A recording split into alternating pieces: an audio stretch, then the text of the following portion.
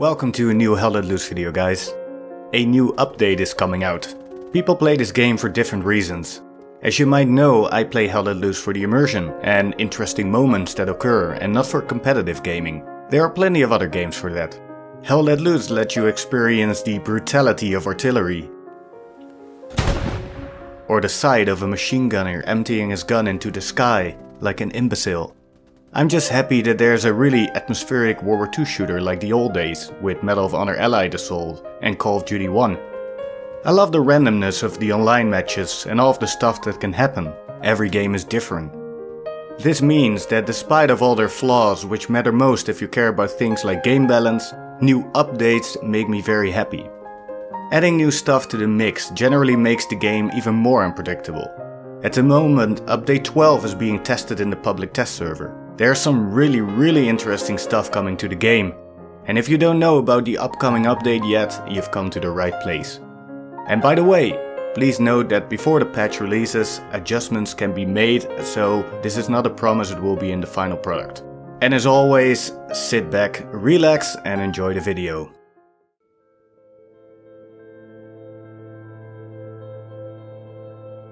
The first thing I wanted to talk about are the new commander abilities.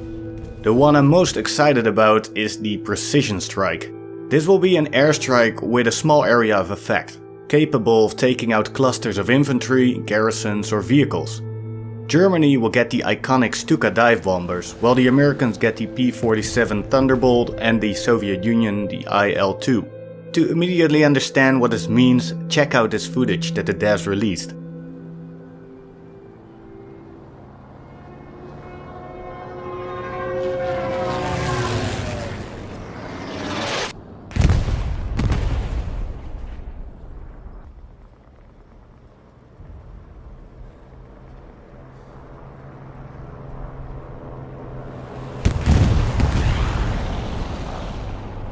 Isn't that epic? Apart from being useful, this ability will add so much atmosphere and cinematic moments to the game. I can't wait to see this happen to a tank that's been sniping our strongpoint on Foy for the last 15 minutes. This ability could turn out to be overpowered, but the developers shared in their dev brief that they will balance this by making the cooldown slow and the resource cost high. I wonder how long it will take before the bombs hit the ground. I can imagine the animation will start as soon as the Precision Strike ability is activated. Well, that would be very strong indeed. What do you guys think? Apart from the Precision Strike, another commander ability will be added to the game. Similar to dropping a supply box, the commander will be able to drop ammo boxes. I expect this to not have as much impact as the Precision Strike, as most players will be long dead before they need an ammo refill anyway. However, this could be useful in certain situations. For example, when you just took an objective and want to refresh your army before an enemy counterattack.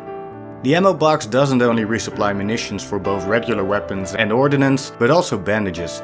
Players will be able to refill their inventory once per life, and the ammo box will be able to resupply 12 times. What do you guys think will be the usefulness of this ability? And by the way, if you enjoy watching Hell Let Loose content, why not subscribe to the channel? Moving on to another important addition in the update, which are night maps. I was initially quite worried about visibility, especially as someone who has played DayZ quite a bit.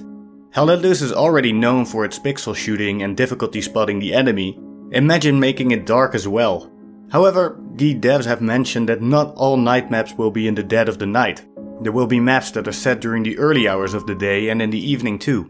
The devs have also mentioned that in order to maintain visibility, they will use something they call Fog of War. This will make sure the maps don't get too dark. This should greatly increase the atmosphere of the game as well, and I'm very curious what they will play like in the final patch. I could imagine that it will be easier to cross open fields than during daylight, and close quarter encounters would be more common. This could open some new possibilities for the trench gun. The low light setting could definitely increase the tension as well. Imagine walking around with your squad in the darkness and hearing an enemy truck approaching in the distance. The maps that will get night variants are Foy, Purple Heart Lane, Hurtgen Forest and Kursk. Along with the night maps, a new tool will be added as well. This is the flare gun. It has quite a specific function and I'm curious to see how it will impact the game. The flare gun will initially only be available to the spotter, partly to increase the appeal of the role. It will be used to spot enemy positions in low light conditions, but this is not the only ability.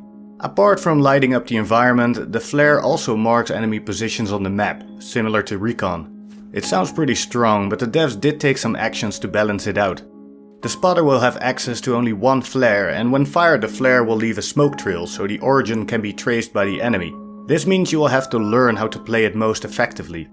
Not in the least because the projectile path also matters, and when you hit a building or a tree, the flare will fizzle out. It looks like these measures will balance things out a little, but the best balance is always level 5 players without a mic running off with one of the 2 flare guns in your team. You will be able to distinguish American and Soviet flares from German ones, as the first ones will be green and the second ones red. Another big addition in the update that many of you are waiting for is of course the new map Remagen. The map focuses on a large bridge at the center of the map. After all, every good World War II game needs a proper bridge map.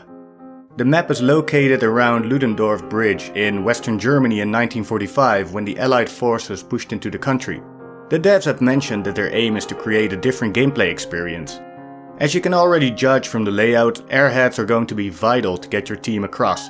I think this map could be a really joyful gameplay experience, working together with your team and succeeding. However, I already want to rage quit thinking about my eternal nemesis, enemy Artie, when playing in a public server with no one talking in command chat. Despite my cynicism, I'm excited for the new map and I'm sure some epic games will be possible. Judging from the last dev brief, the team has thought about the gameplay balance a lot and things can still be adjusted before the final release. The half-tracks will be finally getting their machine guns on top. In my opinion, they are a bit underused at the moment. I made a video about this topic before and I'm curious to see what the impact of this change will be. Connecting this back to what I said at the start of the video, as long as it creates more cinematic moments, I'm all for it. I'm still waiting for the moment that the German half-track pulls up with a squad disembarking and a giant firefight breaks out. After all, Hell Let Loose is already one of the closest things you can get to a single-player campaign mission when playing an online game. There will also be some changes to the vehicles. During an update in December 21, the Panther medium tank was removed and replaced by the Panzer IV medium tank. The Panther will be making a reappearance in the new update, but this time as a heavy tank. The devs have updated their visual technology with smart materials, which realizes higher texture fidelity and has lower cost and performance. Both the Panther as well as Tiger 1 will have new skins supporting this technology.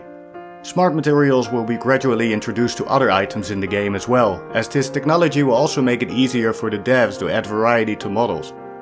A new tank will be added to the game on the American side, which is the Sherman M4A375W. Just like when the Panther was removed, the M4A3 will replace the Sherman M4A1 that's currently in the game.